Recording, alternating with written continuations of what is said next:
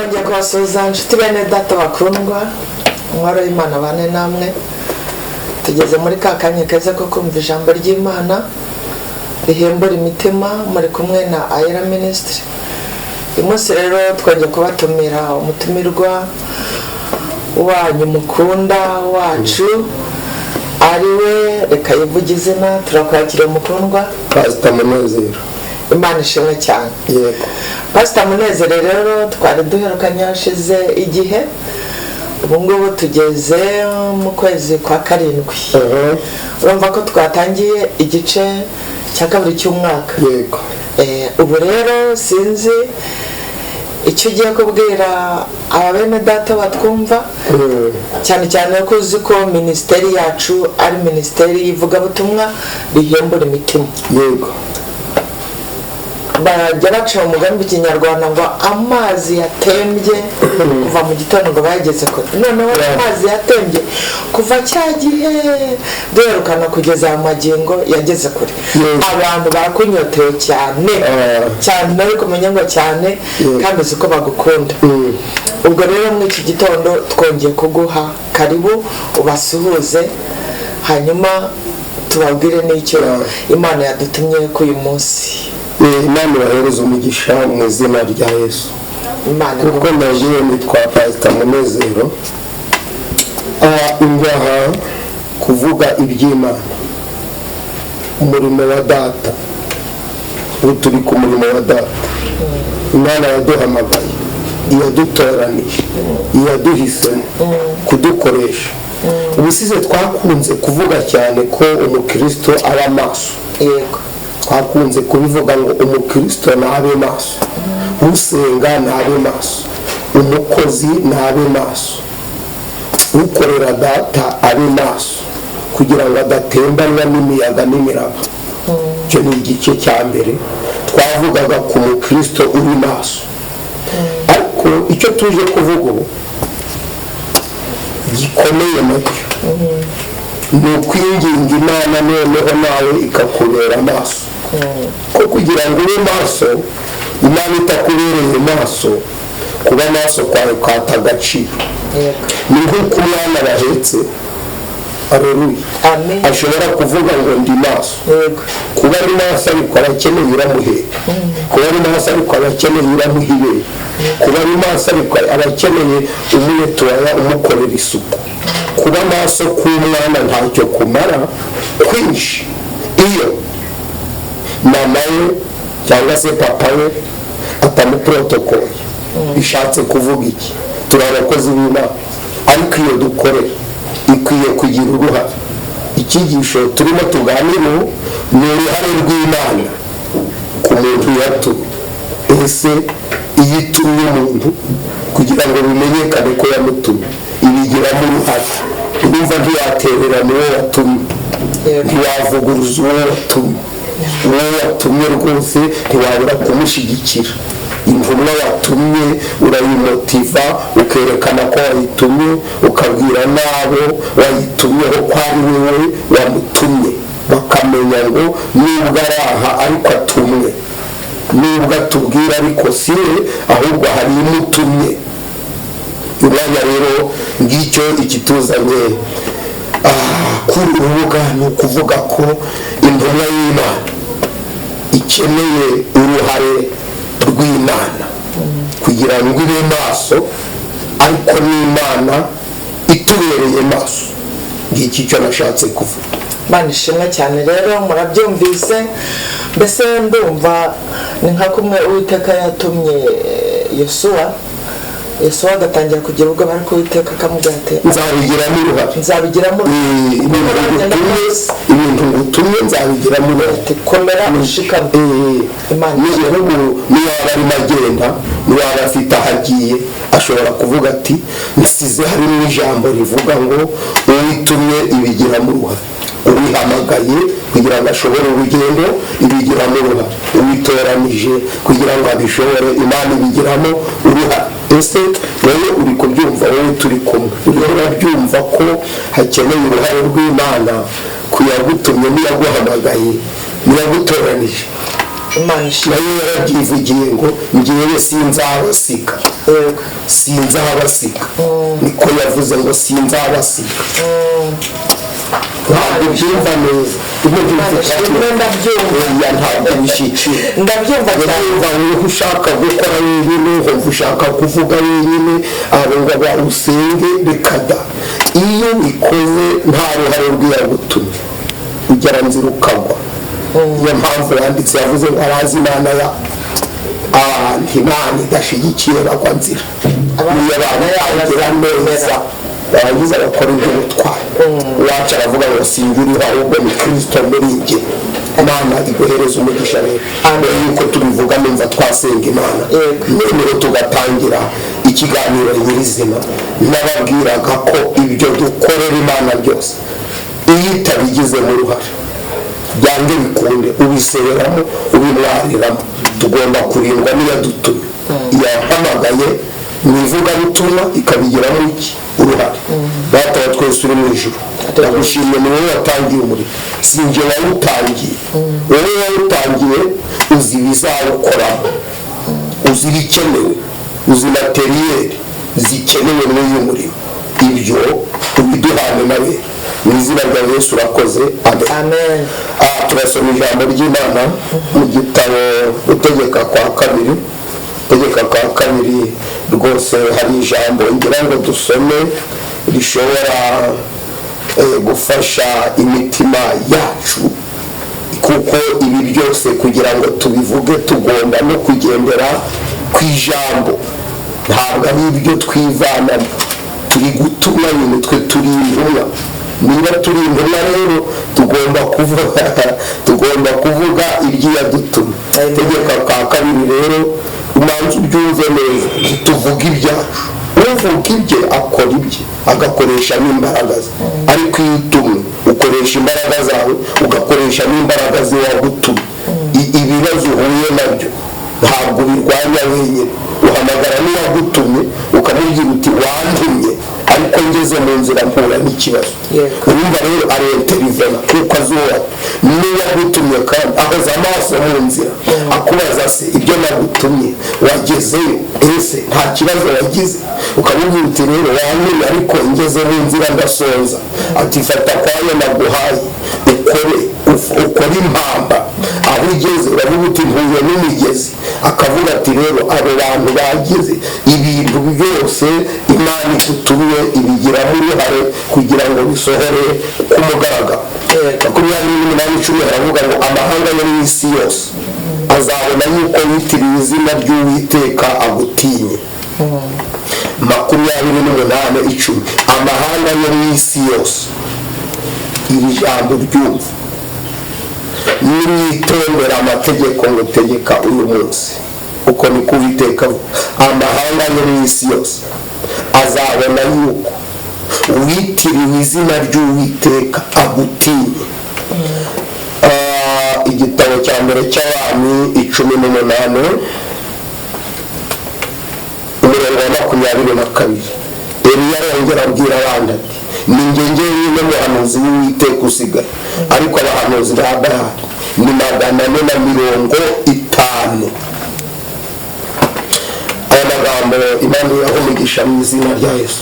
Amen. Icyo nashatse kuvuga, imbaraga z'umuntu n'uru rugendo zirakenewe, ariko wenyine ntiyabishobora. Uwo ari we wese urumva unteze amatwi akibwira ko azakoresha imbaraga ze gusa maze akajya i Kanani, bizamugora ageze ku nyanja. Hari ahantu ugera hagakora imbaraga z'Imana.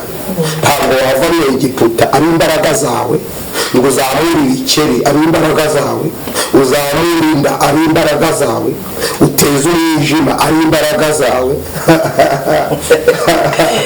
Amina. Ufata imbaraga zawe zihitana abana b'imfura, ukubite Farawo ibitangaza 10 ari imbaraga zawe. Nta motivasiyo yagutumye yakugora wagwa nzira. Ntiwashobora gukura inziga ku magare kandi uri kwambuka inyanja.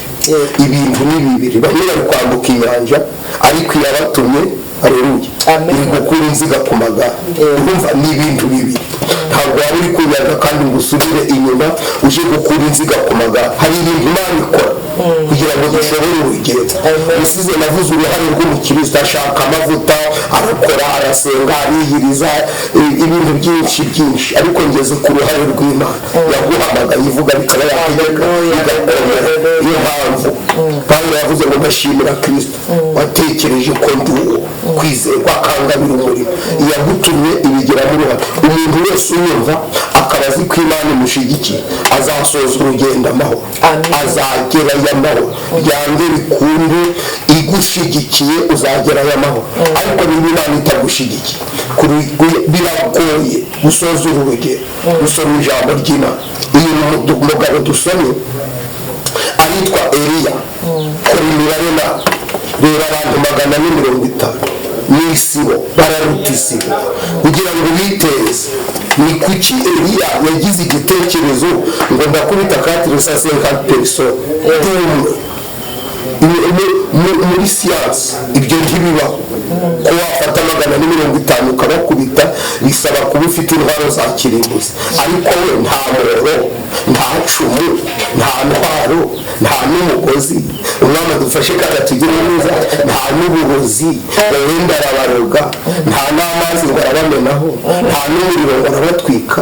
Uyu ahagaze gusa kandi edakiyado ari cyatumye abikora. Aravuga ati mfite ushigiki ahenda ndabahamagara ushigikiye abagwa aredasi ya Afrikaneba.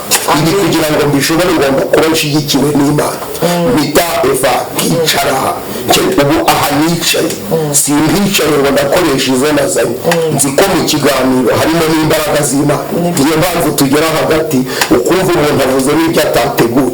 Ni ukuvuga ko habaye preparation y'umuntu, ariko n'ijuru ritegura ibirungo rirashira mu kintu. Ndavuga ijambo nanjye kumva ndasetsa, ngasetswa n'ibintu Imana isizemo. Imana dufashe kandi atugire neza. Bijya inyama ntiziryoha, haryoha ibirungo akenshi. Inyama zonyine ntizaryoha, ariko ibirungo usizemo biziryoshya mu rundi rwego. N'ijambo dusoma riryoshwa n'ibintu nshizemo, ariko n'Imana igashiramo, kuko Imana ibona ko hari ibyo ntagira. Ubu hari ibirungo abigisha batagira bibitse ku Imana. Iyo Mana rero yagutumye ibi bikura gusa ku muntu inezerewe yamuhamagaye, ikavuga ngo nshingiye ko nagutumye nguteye inkunga mu izina rya Data wa twese n'Umwana n'Umwuka we.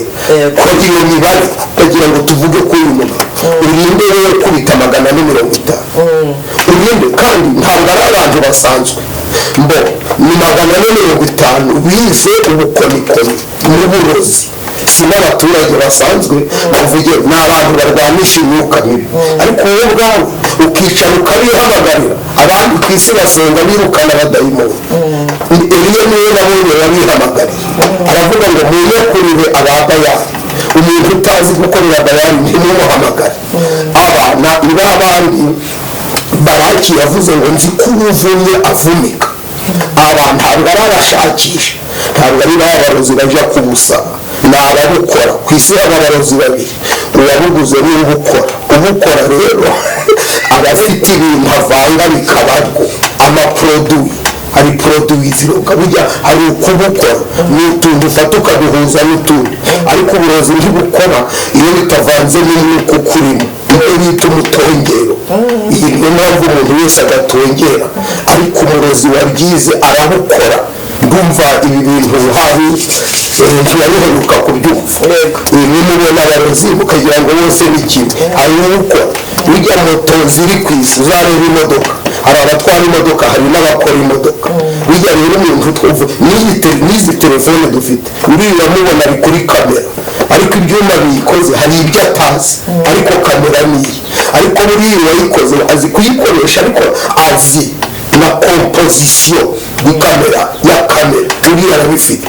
Aho ni gute umuntu useka ahamagara bekiyasima ebefika erasima betika ahagarara agahamagara abarozi ngo muze tubonane abandi muri gurupe baravuga ngo ikwirukaniye abarozi ikwirukaniye abakonikoni ikwirukaniye abapfumu irabirukanye uyiyerekana jame yaravuze ngo ndabashaka kuri tere muze kuri kandi simpamagara abashumba banjye simpamagara abo dusengana ntabwo mpamagara gurupe ngengeye iyo ndahamagara ndayizi niyantumye kugira ngo urugendo rushobore ndahamagara iyantumye aka kantu ndagira ngo ukumve neza ni kuki Eliya ni kuki Eliya atarebye abandi basengana yabakura ati muze mumfashe iyi ekipe mumfashe iki gitero yavugaga tuwo ndahamagara ndamuzi abakozi b'Imana bari ku isi mbavanye ku giti muze kuma wowe niba yaraguhamagaye va ku bantu uhamagara Imana ize ikore iby'igiciro ayo mazi yava asanga umwami akantugira uceho akarongo ninde yihamagarira abadayimoni si yabahamagaye ngo yarabahamagaye ngo bamware aca agasuzuguro nisoma w'icyo gitabo zavuga ngo ibintu ni bibiri muve murungabanga niba Uwiteka ari we Mana tugiye kubyerekana niba Bayali ariyo tugiye kubyerekana arabahamagara abwira umugabo ati bantumireho barikusanya aha twahatinda uzi kwikusanya k'umukonikoni kwikusanya k'umurozi uzi kwikusanya k'umukinnyi w'umupira ni imyitozo yeshifoma ni ibiryo arya ni pozisiyo ahari uko azahagarara mu kibuga ni umwanya akinaho abo 450 buri wese yari afite umwanya akinaho buri wese buri murozi uzi ko batakoze inama urababayaki umutware wawo umutware wawo arabahamagara arababwira ati rero uyu mwanya wa none ejo bakiyaga neza bafika buri wese uzi ko akorera Bayali bakoze inama tugiye gukorana tugiye guhura n'umukozi w'Imana ezifakiyago ariko ubwo tugiye guhura n'umukozi w'Imana twese ni puvofe turakora iki tugeze turarwana gute systeme dukoresha tactique turi bukoreshe ngiyi nta muntu baroga batabikoze neza ubu isi yuzuye abantu babisemo uburozi ariko ukoroga naza kubitegura Imana dufashe kandi tugere neza icyo ndiho ducaho akarongo ubu Eliya yapangaga ibi bintu ari muzima wumvaga ari muzima ntakandiro ariko arimo aravuga ati iyampamagaye nigera kuri tere irenterivona interivasiyo rapide irakora ako kanya iraza yenterivona abantu icyo babuze ku isi dufite abashumba benshi dufite abahanuzi benshi dufite aberekwa benshi dufite abigisha benshi dufite abaririmbyi benshi ariko iyi interivasiyo ntibayibona utese kuki batayibona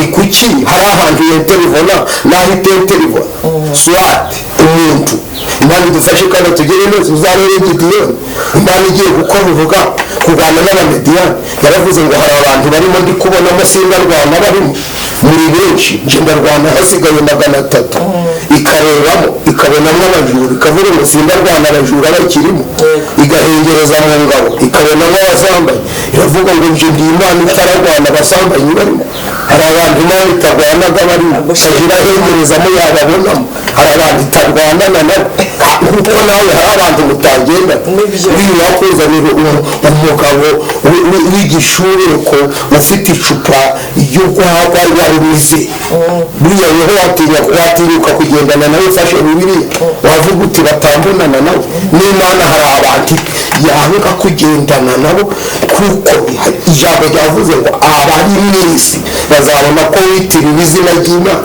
kimwe mu byerekana ko witiriwe Imana ni ukugendana nawe ni ukwigushyigikira urakoze na ndashimira Imana ariko Eliya uri muntu icyo uhamagara 400 impamvu mbahamagara nizeye inkuru yampamagara inkuru y'Imana ivuga bikaba yategeka bigakoma uyu mwanya wa none turiho dukorera Imana ariko hari kimwe tubuze, twe ntako tutazi, twe dusenga ine imana itabirimo ishobora gupfa ubusa, itanu ibintu imana itarimo zivakiyadode, amasengesho imana itarimo.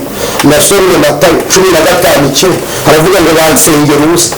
Umwana dufashe kandi tugereze abo basengera ubusa basenga ubusa, hari gusengera ubusa no gusengera ubusa, byose ni mu mishozi. Ariko icyo nshatse kuvuga ndi mwizere ko mwashobora urugendo ruva mu Egiputa ngo mugere i Kanani imana itabigize mu ruhare.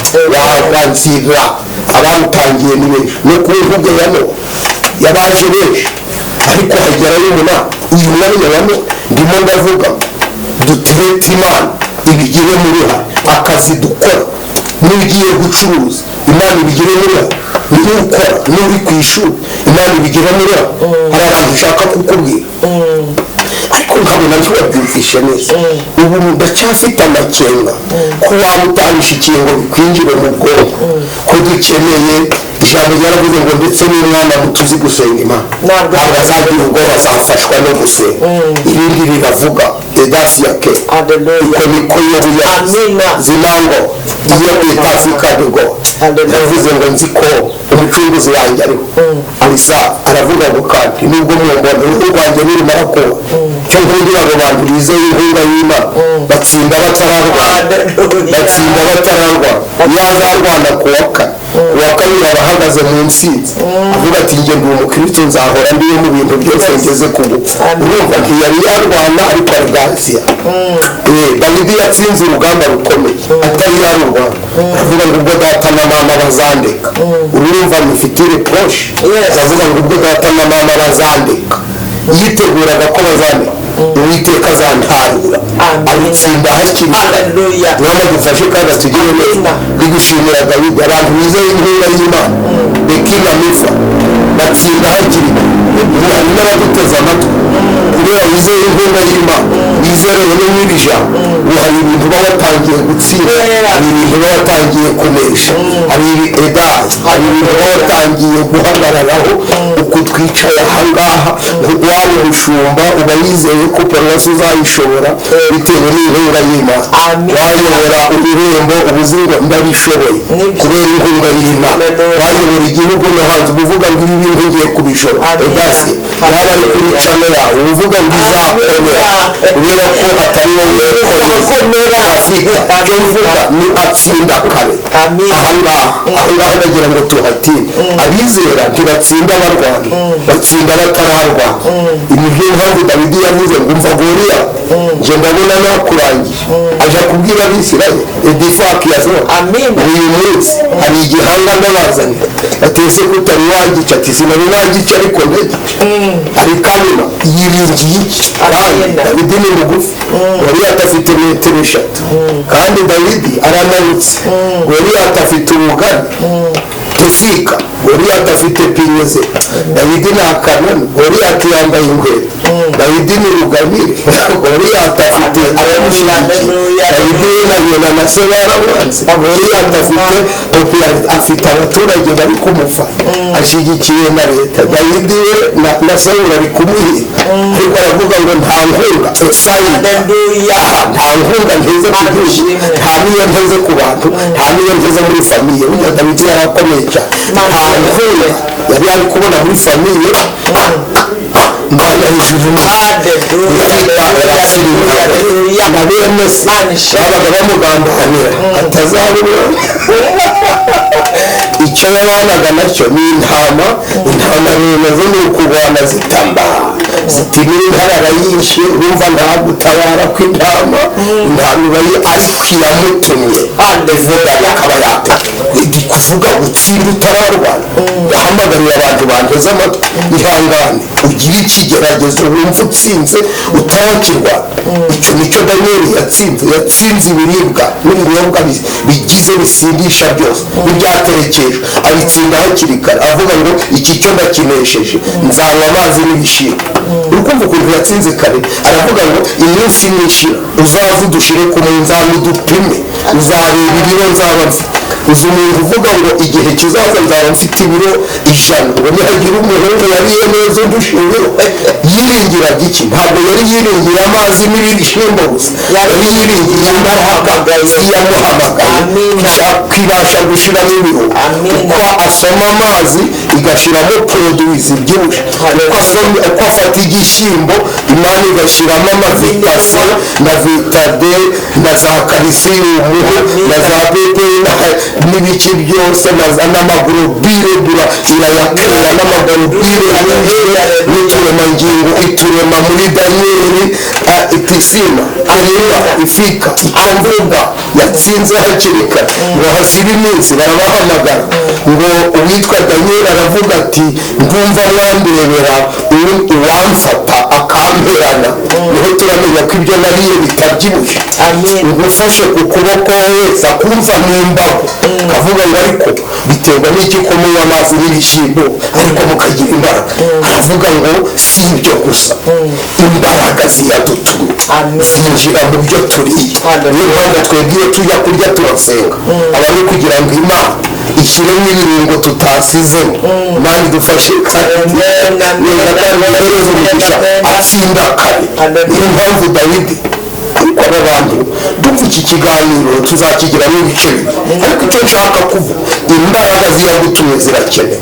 abantu bakugose, abantu baguhiga, abantu bakurwanya, abantu bakwirukaho, indwara urwaye, ibitaro uryamyemo, imodoka utwaye, akazi ukora, biro yawe, mu idini akubaga, mu itorero ubamo, abaguhaditse, abazana ibihato, abaguteza amahembe, ibicuri urwaye, ukeneye inkunga, imbaraga ziyagutumye, ntabwo wabikora wenyine. uyu mugabo nta bwenge yagiye wenyine agera ku rugi. ni kugira ngo yumve atavuga ati ngiye maze kugera mu rwego mbwiriza amahanga. ni amahanga ariko nturagera ku rugi. ni kugira ngo yumve atavuga ati mu kiliziya ndi uwa kane, ushaka ube n'uwambere ariko nturakomanga ku rugi rw'Imana. nta bwenge we yageze ku rugi arakomanga, bamubaza urwandiko araruha. ntabwo kugera kure mu idini ari ukugera kure mu Mana. iyi dini ryo ushobora kureba ati yafikanima esani bankonefa. niyo mpamvu Sawuli yari umwami ariko atabonwa n'Imana neza, ariko abatoya ibabona, ikabona uri mu ishyamba ntibone uri igana. ibi bintu rero byacu sifaki edari ya kenya bafika sifaki ya dore bibiba abantu bategereje ibiribwa y'Imana batsinda n'urugamba batararwana. bagira ngo bageze amatwi n'ijambo mu bice w'akarongo ife surinyesa surinya cyangwa akarongo batsinda n'urwo batararwana. kimwe mu bidukomeza mu rugendo ni ugutsinda n'intambara utararwana. ukamuvuga ngo sinari narya ariko ndarya. Imana dufashe kandi sinari nashaka ariko nzashaka. sinari nakomera ariko nzakomera. urumva, sinari niga ariko nzatsinda. higa uwizeye ko ibyo yabwiwe n'Umwami Imana izagira ute izasohoza. ni Imana isohoza ibyo yavuze. utese turi kuganira kuki umugenzi akwiriye imbaraga ziyamuhamagaye. umurwanyi rero na Yesu ko tabihebuje ntabwo twabishobora twenyine. ntabashobora abazimu bari mu iyi si ari wenyine no mu ijuru. umenye ko uyu turwana yahoze atuye mu ijuru bamudusukaho. urabona ibintu badusutseho akaza no mu isi no mu ijuru yabidogeje. izi ngabo yamanukanye ari gukora kudeta. umuntu urakorera kudeta Imana urabona aninjira yananirwa. ariyo mpamvu ijuru rigomba kwenterivona. ariko namwe abari mu ijuru mubyumve, mumenye ko uyu turi kurwana yahoze iwanyu, ntabwo ari twe twamubyaye, yahoze iyi iwanyu. niyo mpamvu mugomba kudutabara rubanda mu mwaka. nubwo se rero baramuhoranye shokora nabo ngo akanama bakoze barabuze ngo waje rero gushima unezerwe uri mu nzu mukize ijuru ryishime rigira ute barinezerwe. ariko hasi ngo ugushisha ngo uyu muntu ukumanukiye ataye umugore n'umugabo atari mu kazana na nyirabukwe akubita n'abavuye gusenga. Uyu ni umugome. Urakina n'umuntu wakubise mu kabuta akamugira inkingi y'umunyu kandi yararanye na marayika. Uyu mwanya dukeneye inkunga y'Imana. Ubushize navuze uruhare rw'umuntu mu kubonana n'Imana. Ubu mvuze uruhare rw'Imana ku muntu wabaye maso, uri maso akeneye uruhare rw'Imana. Ndashimira data Irenasiya. Icyo nshatse kukubwira ni uko umugabo witwa Yozefu yatsinze urugamba atararwana akivuka. Yavuze ngo mbonye inyenyeri n'ukwezi n'izuba bingikubita imbere.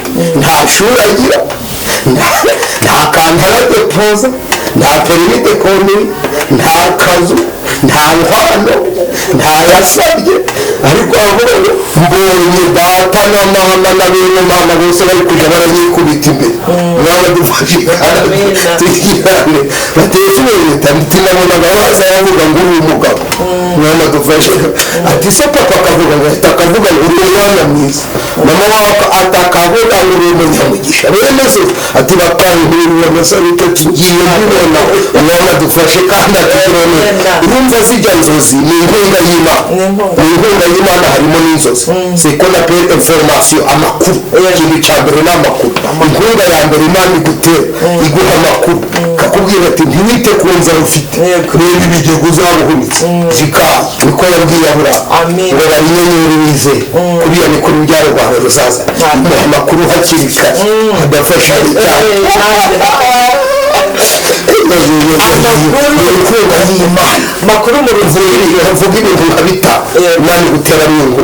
Icya mbere ni umwuka we ukareba ibyo abandi batareba. Icya kabiri ni amakuru. Niyo ufite umwuka hari amakuru utazi ikuzanira amakuru. Icya gatatu ni uburame. Iravuga iti kugira ngo uhore udateganya ko urakinduka ejo uhaye uburame nzaguhaza uburame ntabwo uzapfa ko abantu babishaka. Icya kane Imana ikora y'inkunga ikomeye. Nawe dufashe kandi tugire neza ari duhereze umugisha mu izina rya Yesu. Amafaranga, ibintu, amafaranga abashaka ubwiza n'icyubahiro no babishakisha gukora izaba badufashe kandi tugire neza. Mu gutegekwa kwa kabiri twasomye imigisha Uwiteka atanga. Imana idufashe harimo icyo bita ubukungu kuko n'iki gihe kugira ngo ubone iriya kamera ntabwo wavuga indimi ngo baguhe kamera. Niyo mpamvu mu inkunga y'Imana harimo umwuka wera ariko harimo n'ifaranga. Iyi Bibiliya dusoma ntabwo wavuga ngo dududududu ngo baguhe fagitire, wavuga ngo uyiguze nawe uradudusa ariko ukishyura n'amafaranga kugira ngo bagire. Arakenewe rero iri kote nambaye ntabwo naje aho bayacururiza ngo mvuge ngo bandike mu gitabo ngo ariguze rero. Aravuga ati vuga rero ariko ukore no kuwita bigura. Ibyo tubihabwa n'Imana. Niyo mpamvu na Petero umurimo wamunaniye Imana yavuze iti kankwereke ikiragushoboza umurimo, kankwereke aho amafi ari. Ntabwo yamusomeye Bibiliya. Hari abazimu birukanwa n'amafaranga. Rero nabiye ku mugezi iramubwira iti besikane mango nkweretse ifi naho zigera ako kanya ibiragikemuye. Babuze imisoro bari kubafata leta yabirutse bite umusore ntabwo yabasomeye. Ntabwo yarabwiye ngo mbahaye impano umunani, yaravuze ngo murobe isamaki. Yesu arayirora ati muyasamure ararebera isamaki irimo amafaranga. Kuki yarororeye yamize amafaranga yagiraga ngo ibarukeho amafaranga noneho nidayimena iyo samaki yasamuye. Ntabwo banejejwe no kurya isamaki, hano ndafashijwe cyane. Banejejwe n'imisoro ivuyemo. Amina. Zira Imana inkunga y'Imana harimo n'amafaranga. Iteraniro riri hariya ryibutse ibihumbi 5 barateranye ibirema batabaza abagore ibirema birakira. Atumva nawe ukize indwara, nawe ukize malariya, nawe ukize diyabete, nawe urakize, nawe urakize. Ngo banga gutaha ese ko bagataha bafite ikibazo cyo mu nda. Hari ibi bitangaza byaje hararikora n'ikiryo gikene. Aravuga ati mubicaze rero ngo hakaba hari n'umuhungu wavuza n'udufi. Gatuma kiravuga iti vayo rwande kw'abo bantu batagira iwabo bapfu. Mu inkunga y'Imana harimo n'ibiryo. Kuyatagira ibiryo ubwiriza usa everyday. Aho kamfate question mark.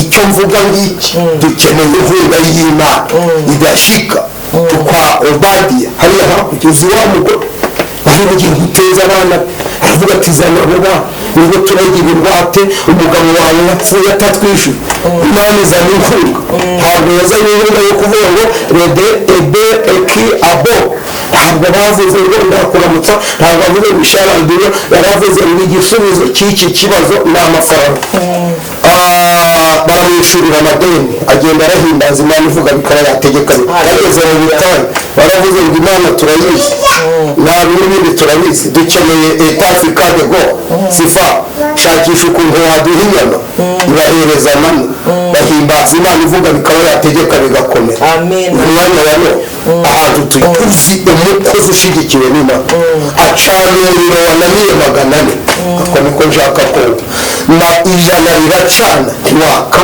200 baracana umuriro ntiwaka 300 baracana umuriro ntiwaka urumva abakozi dukene ni abantu bacana umuriro wananiye 400 aha niho tuzatumburira ubutaha umuriro wananiye 400 abaririmbyi 400 baninaniye waza ukawucana ukawuvugirira maze igushigikiye ikavuga iti ndi imana ndahari turi kumwe imana amen itumye ukora ibyo 400 bananiwe iki gihe tugezemo dukeneye abavuga byinshi dukeneye abakora byinshi babikoreshejwe n'imana sinjye ubikora iyandumye niyibikora ngo baracana uwa 400 ashyiramo peteroli biranga ni urugero ngo bashyiramo inkwi bashyiramo ibintu biranga baravuze ati mucana ngo bere icyo bagura biranga cyo nkundira imana ikabwira Eliya sifari mwemere munyumve tugeze aho dusoza emera unyumve tugeze aho dusoza yewe ndakumva mwami imana ikabwira Eliya tuvuga ko mvuga Eliya atese mwana ndamwara amubwira iti mvura niba ko njye ndashyiraho inkunga yawe Eliya akabwira imana ati ko 400 yacanye bikaba ikamubwira iti icyo nicyo kirerekana ko ndima yarasifa uracanye byananiye abana uratsa dukeneye umuriro dukeneye abashumba bacana umuriro 400 bananiwe guca dukeneye abahanuzi bacana abaririmbyi bacana umuriro yosifu bacana umuriro bacana umuriro badacana impaka badacana umuriro w'abagenga burikima bacana umuriro uri hejuru y'uw'abadayimo icyo tugeneye ku isi kugira ngo tuzimye imiriro y'abadayimo ducana umuriro uri hejuru y'uw'abadayimo ntabwo babona ngo wiruke ngo imana ikwimuriye aho batari umuriro w'abazimu ugenda ibirometero 800 mu isegonda niba uri hano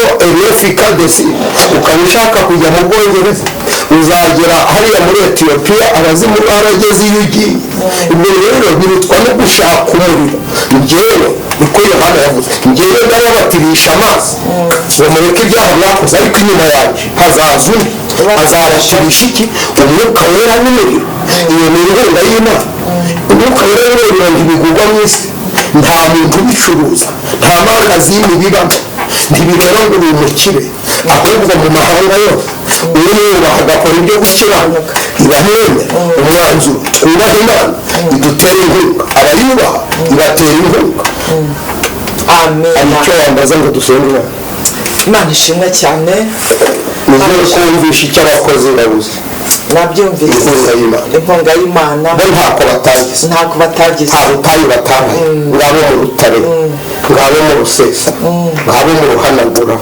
ngabo mu rwongera ngabo munsi y'ibiti ngabo bariya bantu barifati nibahishurirwa icyo babuze ni ubumwe n'imana kugira ngo igutere inkunga zifa urambaza uti se zifaki ya dome none abakozi b'imana bafitanye nayo ubumwe kuki bahura n'ibibazo none ziragahuye n'ibibazo inkunga yaza gukora iki uramutse uhaze ntawaguhaza wahaza uhaze ugaburira uhaze bagira ute bararwana ko ibibazo byiza ngo yenterivone iyo baraba yabi niyo mpamvu Eliya yavuze ati ninkomeza guteta aba bahungu baranyihishe sinzi aho batuye bazampitana kuko babyoherezaga n'igihe atari kumwe nabo ntabwo bamwe yari abazi imana idufashe kandi tugire neza yabamenye irageza aho yamenye umubare irageza urakoze mwana abishimira igita yamenye ko hari benshi abatuye muri kwe, abatuye munsi y'imivumu, abatuye munsi y'ibiko, ababyiganye, ababikora, ababirema, bose barikusanya, ariko aravuga ngo sindiruka ahagurutse rimwe gusa. urumva inkunga y'Imana ukuntu iminota 5 yaravuze ngo uyu munsi bimenyekane ko ari wowe Imana kandi wantumye gukora uyu murimo. ibintu ni bibiri, ni ukugira ngo umenyekane ariko n'Imana imenyekane. iyo Imana ishaka kumenyekana igutiza imirimo, aho niho tuzakomeza ubutaha.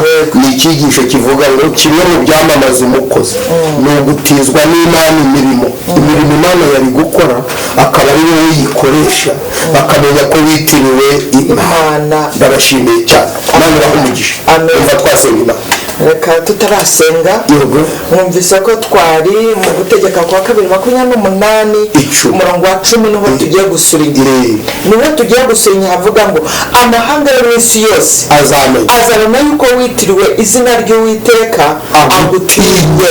Mana ishimwe cyane, amena. baragaza Imana, imbaraga z'Imana. uzi impamvu batinyaga Mose? uzi abantu batinyaga Mose? na Farawo yaramutinyaga rumwe. uzi abantu batinyaga Petero amaze kuzura Tabita n'urupfu rwaramutinya. uzi ukuntu urupfu rwatinye Hezekiya abirebukeye yerekeye ivure, avuze ati bampanuriye gupfa ariko njye sindapfa ntavuze. wahise kwiruka bage. uzi Pawulo ukuntu abazimu bamutinya, ngo yafataga n'agatambaro, abazimu bamenya ko agatambaro ari aka Pawulo, ngo bakiruka ngo yaje, naho si we yaje, haje agatambaro ke. uzi ukuntu abazimu batinyaga Dawidi. ingabo 30 zigiye gufata Dawidi zigahanura zitaramugeraho bitewe n'Imana imushyigikiye. mbere ya muntu wamenya ukuntu batinya urugutu uvuza abagabo gusa, uri n'umumama, ukuntu abazimu batinyaga Esiteri. yarahagurutse nta n'umuhagurukiye, nta n'uwamutumyeho ngo ngwino, aravuga ngo ndahagurutse niba ari Imana nkorera, bamvuga inkombe batabisha. none gufasha ugeze ku mugore abantu bavuga ngo nta bagore bakorera ubwo ni iwanyu badahari, abazi b'abamama bakorera Imana. haguruka uwakaraha butaka. Esiteri arahaguruka ati ngiye kunyura imbere y'abapfana nimpava batanzuza ingoma. ibyo nakubwiye ngo umuntu atsinda kare, burya Esiteri yatsinze kare. abagabo batinye, abasore batinye, ntawahinguka imbere. na Moridekayi ari kumutumaho, aravuga arahaguruka ajya imbere. imbaraga inkunga y'Imana ibwira umwami ngo utunga inkoni nubwo utari wabipanze yimutunge, arayimutunga. ngira neza ko Imana akorana na bose. nakubwira aleluya. rero akaryoshye ntikaguma mu matama. reka dusenge Imana, hanyuma icyiciro gikurikiraho mu kiganiro kizakurikiraho nabwo tuzongera dusubukura, ariko twari ku ijambo rivuga ngo abantu bazamenye yuko ukorera Imana bagutinye. uyu munsi wa none turasenze ngo reka kikubeho. ntabwo ari wowe witumye, uhamagara w'Imana. iyo Uwiteka abwiye Gideyoni ngo genda uko imbaraga zawe zingana, imbaraga zawe ntoya Imana izagukorera. amina. bidatewe nayo wize, bitewe n'uko ukorera Imana. bazagutinya. bidatewe n'uko uhamagaye abantu bakuru, bitewe n'uko uhamagaye Imana. bazagutinya batinye Imana yawe. abagupfobya, abavuga ko ntacyo uri cyo, abavuga ngo ubu pasiteri bwawe amahanga yose yo mu isi azamenya ko witiriwe izina ry'Imana. uyu mwanya tugiye guhamagara Imana yerekane ko yagutumye.